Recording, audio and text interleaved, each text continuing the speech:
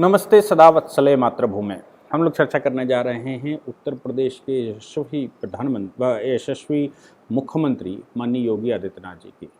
माननीय योगी आदित्यनाथ जी ने किस प्रकार से भ्रष्टाचार पर उत्तर प्रदेश में कार्य करने शुरू किए हैं या कर रहे थे वो, लेकिन अभी खुलकर डिसीजन लेने शुरू किए। इसके अतिरिक्त हालांकि उत्तर प्रदेश का विकास कैसे हो, उत्तर प्रदेश में लॉ एंड ऑर्डर मेंटेन कैसे हो और उत्तर प्रदेश में लोगों के ईज़ ऑफ लिविंग कैसे हो, इन सब पर वो काम कर रहे हैं। Ease of living Uttar Pradesh का मतलब है कि लोगों को कोई भूखा ना सोए, किसी को समस्या ना हो, अस्पतालों में अच्छा इलाज हो, सरकारी स्कूलों में अच्छी पढ़ाई हो या जो पब्लिक फैसिलिटीज़ होती हैं वो अच्छी हों। इन सब पर उत्तर प्रदेश में बखूबी खूब काम चल रहा है। लेकिन कैबिनेट की बैठक हुई और कैबिनेट की बैठक ने बहुत सारे प्रस्ताव, लगभग 55 प्रस्ताव पास किए हैं।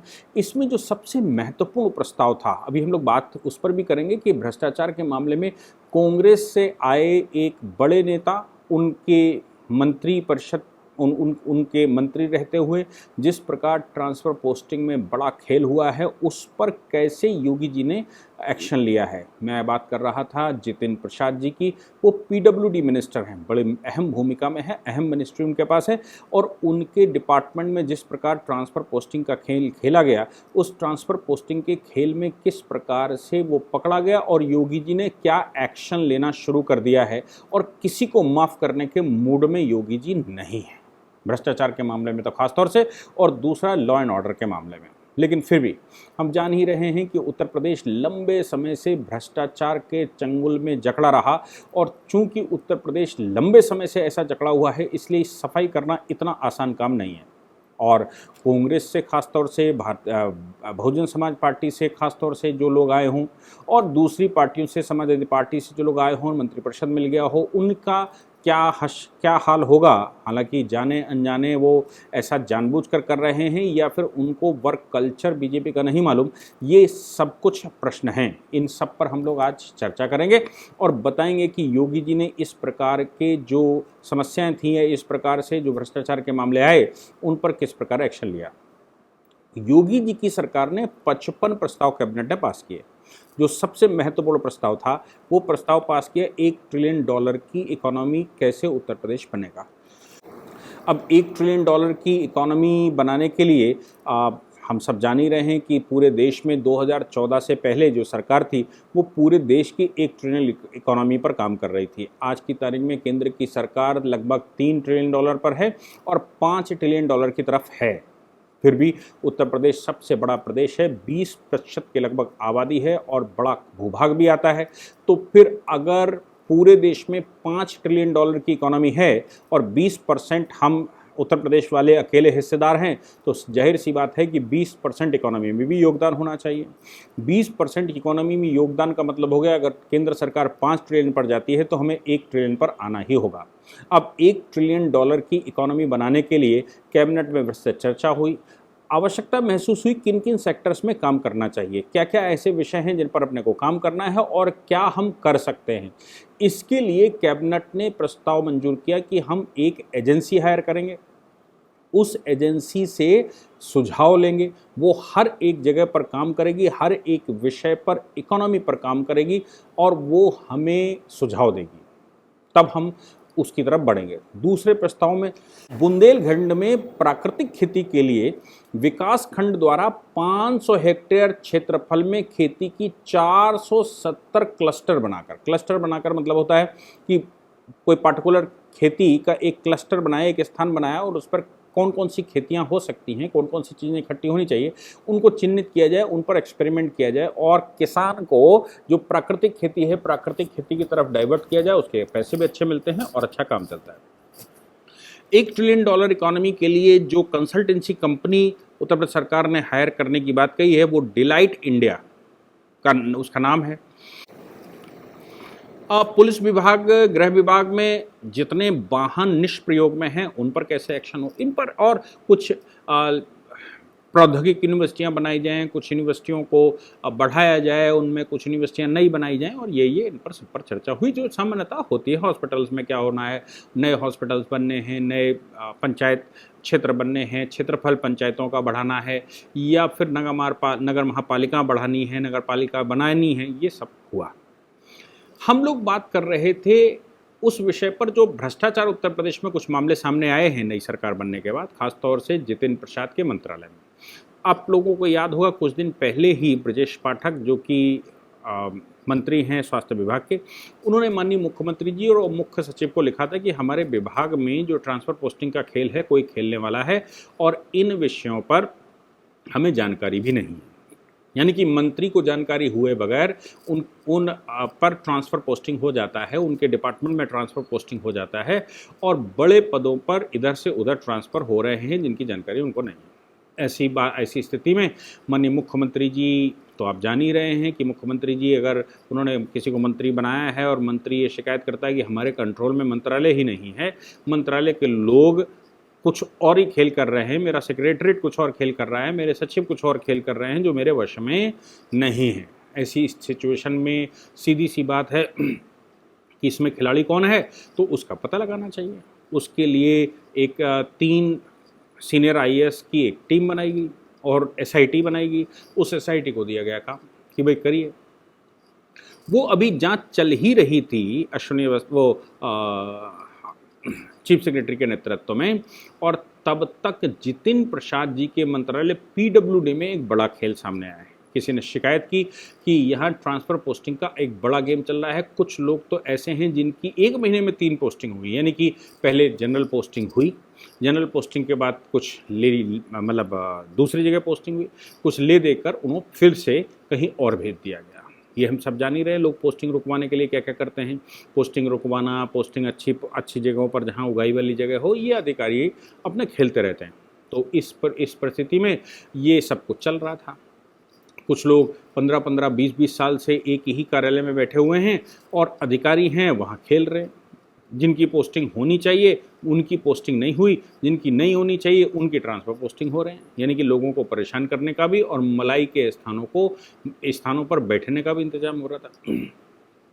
ये जो जांच टीम बैठी थी, इस जांच टीम को, एसआईटी को ही वो पत्र मिले और लोगों ने शिकायत की। तो शिकायत करने के बाद जांच टीम ने पाया कि वाकई में जितिन प्रसाद जी की मिनिस्ट्री में बड़े फेरबदल हुए हैं, यानी कि उनके डिपार्टमेंट में बड़े फेरबदल हुए हैं। ट्रांसफ़र पोस्टिंग का एक बड़ा गेम है और नियमों को ताक में रखकर जो उत्तर प्रदेश सरकार ने नियम बना रखे हैं कि किस प्रकार ट्रांसफ़र पोस्टिंग होगी, और वो ट्रांसफ़र पोस्टिंग के नियम क्या हैं। 3 साल एक स्थान पर रहना चाहिए, रूरल एरिया में कितना रहना चाहिए, अर्बन एरिया में कितना रहना चाहिए, एक पोस्ट अपने घर से कितनी दूरी पर आपकी पोस्टिंग हो सकती है, कौन से क्षेत्र में हो सकती है, आयु के अनुसार कैसे पोस्टिंग हो सकती है, ये सब ट्रांसफ़र पोस्टिंग के अपने नियम हैं। तो पता लगा कि नियमों को ताक में रखते हुए बड़ी संख्या में ट्रांसफ़र पोस्टिंग पीडब्ल्यूडी में हुए।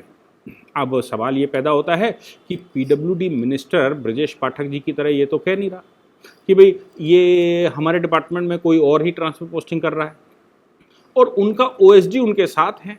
ओएसडी उनका अनिल पांडे, जो कि एक केंद्रीय अधिकारी है और डिप्यूटेशन पर उत्तर प्रदेश में रहे होंगे, उनको ओएसडी बना दिया गया जितिन प्रसाद जी का।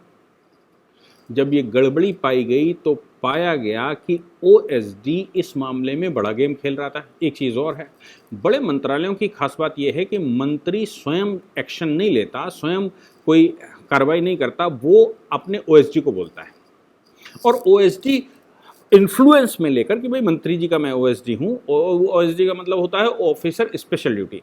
तो मैं फला मंत्री का ओएसडी हूँ। मंत्री अपनी बात ओएसडी के माध्यम से करता है और ओएसडी ही टैकल करता है, क्योंकि मंत्री हर जगह पर हर विभाग के अधिकारियों से सीधी बात नहीं कर सकता, इतना समय उसके पास नहीं होता। वो पॉलिसी वर्क में इंगेज होता है, वो टूर पर इंगेज होता है, वो विजिट पर इंगेज होता है, और बहुत सारे और भी उसके पास बाकी मंत्रालयों के काम होते हैं। बाकी मंत्रालयों से मतलब है कि वो कहीं का प्रभारी मंत्री भी होता है और वो कैबिनेट का सदस्य भी होता है, कैबिनेट को भी मंजूरी या उनमें प्रस्ताव लाना और दुनिया भर का। तो ऐसी परिस्थिति में ओएसडी एक ऐसा व्यक्ति होता है जो लगातार अधिकारियों के संपर्क में रहता है, डिपार्टमेंट के ए से लेकर जेड तक अधिकारियों के ऊपर कमांड करता है। तो ये सारा पाया गया कि ओएसडी के द्वारा हो रहा था ट्रांसफर पोस्टिंग।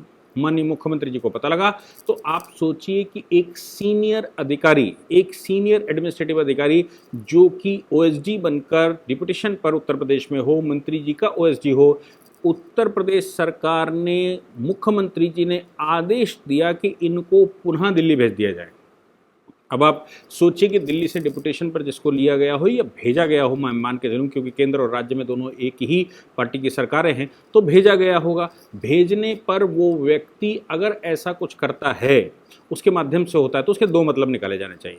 एक मतलब तो ये है कि जितेंद्र प्रसाद जी करवा रहे होंगे। जितेंद्र प्रसाद ओएसडी के माध्यम से ही, सभी मंत्री ओएसडी के माध्यम से काम करते हैं, तो जितेंद्र प्रसाद के ओएसडी का काम करने का मतलब हो गया कि जितेंद्र प्रसाद की इच्छा अनुसार सब कुछ चल रहा था और कहीं ना कहीं मंडवाली ओएसडी कर रहा था और लाभ जितेंद्र प्रसाद जी को चल रहा था। इसका एक मतलब ये निकलता है। दूसरा मतलब ये भी निकलता है कि जितेंद्र प्रसाद को कोई जानकारी ही नहीं है कि मेरे पीठ पीछे कैसे चल रहा है। जैसे ब्रजेश पाठक जी का कहना था कि मेरे पीठ पीछे क्या चल रहा है, मुझे जानकारी ही नहीं है कि आखिर कौन खेल खेल रहा, कितना खेल रहा और क्यों खेल रहा। तो वो तो उनकी बात जेन्युइन लगती है कि भाई मुझे जानकारी नहीं है, इसलिए एक्शन इन पर लिया जाए, अधिकारियों को वश में किया जाए, इस पर एक एसआईटी बनाई जाए, पता किया जाए, जो जो इसमें दोषी है उनको इस पर उनके ऊपर कार्रवाई की जाए और मुझे काम करने का अवसर दिया जाए ताकि मैं मंत्री हूं तो मैं उस पर अच्छा काम कर सकूं। दूसरी तरफ जितेंद्र प्रसाद जी का कोई इस प्रकार की कंप्लेंट नहीं आई, लेकिन किसी थर्ड पार्टी की कंप्लेंट के आधार पर ओएसडी निपट गया। अब उसका दूसरा मतलब यह भी निकलता है कि ओएसडी जितेंद्र प्रसाद को समझता ही नहीं है और जितेंद्र प्रसाद जी को कोई बात बताता नहीं, क्योंकि केंद्र से आया हुआ है तो वो क्या पता है, जितेंद्र प्रसाद जी नए हैं, उनको अपने अर्दम में लेकर या उनको इतना प्रेशर में लेकर कि भैया जितेंद्र प्रसाद जी आपको इस पार्टी में काम करना है तो ऐसे ऐसे ऐसे ऐसे करना पड़ेगा और मैं बताता हूं कैसे करना पड़ेगा और मैं इसीलिए भेजा गया हूं या मैं इसीलिए आया हूं। तो ये भी संभव है कि ओएसडी ना केंद्र को ना राज्य को, और जितेंद्र प्रसाद जिसके मातहत वो आता है जितेंद्र प्रसाद को भी कोई भावना दे रहा हो और केंद्र और राज्य को खबर भी न दे रहा हो। ओएसडी अकेला ही बहुत बड़ा खिलाड़ी। एडमिनिस्ट्रेटिव अधिकारी जब बहुत लंबे समय तक काम करते हैं तो ये तो पक्की बात है कि उनको अनुभव खूब हो जाता है, लोगों को पढ़ना सीख जाते हैं, लोगों के ऊपर प्रभाव डालना सीख जाते हैं और किसी न किसी प्रकार से खेल खेलना सीख जाते हैं। तो ये इन दोनों में से कोई भी बात हो सकती है कि जितेंद्र प्रसाद जी ओएसडी के माध्यम से काम कर रहे हो या ओएसडी जितेंद्र प्रसाद को ओवरपास कर रहा हो, लेकिन कुल मिलाकर कर ओएसडी ही रहा था। ऐसी परिस्थिति में 3 आईएएस ऑफिसर्स की जो एसआईटी बनी हुई है वो उस एसआईटी ने ओएसडी को दोषी माना और अभी गहराई से उस पर जांच करने के लिए आगे अग्रसर हुए और उन पर जांच करके ठीक से कार्रवाई हो, इसके लिए अभी वो जांच टीम जांच कर ही रही है। तो पाया जाएगा कि कौन आखिर वो है। अब सवाल इसमें ये भी पैदा होता है कि ओएसडी अगर ऐसा करता पाया गया और जितेंद्र प्रसाद जी मंत्री रहते हुए वो अपने ओएसडी को ही कंट्रोल नहीं कर सकते तो बाकी मंत्रालयों को कैसे कंट्रोल करेंगे और बाकी मंत्रालय कैसे चलेंगे। दूसरी बात ये भी हो सकती है कि योगी जी को ये बात पता लग गई कि मामला कहाँ कहाँ गड़बड़ है, अब किसको निपटाएं या किसको उनको संदेश दिया जाए जिन्होंने ये गड़बड़ किया है, लेकिन उनके खिलाफ सीधा एक्शन, पॉलिटिकल कंपल्सन्स कुछ होते हैं, उन पॉलिटिकल कंपल्सन्स की वजह से उनके ऊपर सीधा एक्शन नहीं लेना चाहिए, एक अवसर देना चाहिए। तो अवसर ऐसे भी दिया जाता है कि बुलाकर हड़का धमका दो। दूसरा अवसर देने का ये भी तरीका है कि ओएसडी को ना ही टर्मिनेट किया ना ही सस्पेंड किया, ओएसडी को वापस भेजकर ये जाहिर कर दिया कि हमारे संज्ञान में सब कुछ है और सावधान रहिए, सही से काम करिए, हम ईमानदारी से काम करवाना चाहते हैं, इसलिए आपको ओएसडी को निपटाकर हम आपको एक अवसर दे रहे हैं, सुधर जाइए, अन्यथा आपके ऊपर भी गाज गिरना लाजिम है, गिर जाएगी और आप संभल नहीं पाएंगे। योगी जी के काम करने का तरीका थोड़ा डिफरेंट है। उनके पास जिस प्रकार से जब भी कोई कंप्लेंट आती है तो योगी जी की खास बात है कि उस पर एक्शन ज़रूर होता है। आप सभी से निवेदन भी मैं करता हूं कि अगर आपके संज्ञान में ऐसा कुछ आता है और आपके पास उसका एविडेंस है तो फिर आप मुख्यमंत्री पोर्टल पर डालिए, योगी जी को डायरेक्ट लिख दीजिए, पत्र उनके पास डाल दीजिए।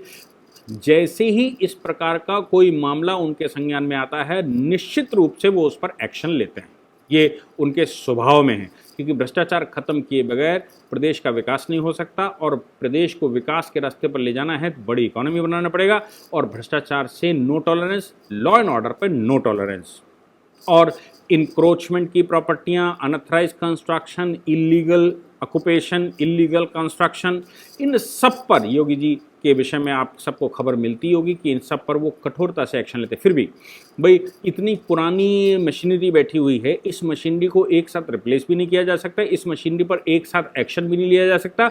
और इस मशीनरी को क्या किया जाए, तो धीरे धीरे करके जैसे जैसे नए रिक्रूटमेंट होते जा रहे हैं, जैसे जैसे नए अधिकारी आते जा रहे हैं, पुराने अधिकारियों के ऊपर गाज गश्ती जा रही है। और संभव है कि जिस समय हम रिप्लेस कर पाएंगे, उत्तर प्रदेश सरकार जिस समय रिप्लेस कर पाएगी, नए अधिकारी आ पाएंगे और पुराने भ्रष्टाचार वाले अधिकारी जो पुरानी सरकारों के टाइम से भ्रष्टाचार की जिनकी प्रवृत्ति बन चुकी है, उन सभी को निपटना ही होगा। लेकिन फिर भी समय थोड़ा इसलिए लग रहा है क्योंकि लंबे समय से जंग से जकड़ा हुआ प्रशासन है और वो अब 5 साल में जंग छुड़ाकर केवल काम के लायक हुआ है। अभी काम कितना कर रहा है और स्पीड उसकी कितनी है ये तो भविष्य बताएगा, लेकिन अभी काम के लायक हुआ है। अब मन योगी आदित्यनाथ जी उसमें ऑयलिंग फाइलिंग करके उसको तेजी से चलाएंगे और जो बीच में गड़बड़ करेगा उस पार्ट को रिप्लेस करना ही एक उपाय है। जय हिंद, जय भारत, वंदे मातरम।